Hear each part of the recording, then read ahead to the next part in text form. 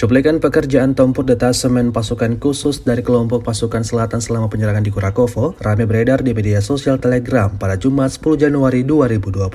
Selama penyerangan tersebut, titik kuat angkatan bersenjata Ukraina dihancurkan dan titik tembak musuh berhasil dipadamkan. Selama baku tembak, puluhan tentara Ukraina tewas, 6 selebihnya yang masih hidup ditangkap pasukan Rusia. Dapat dilihat dalam rekaman serangan intens Rusia menghabisi semua yang ada di posisi Ukraina, dan sampai saat ini belum ada tanggapan resmi dari pihak Kementerian Pertahanan Ukraina terkait insiden ini. Hingga video ini beredar, beragam respon diberikan warganet.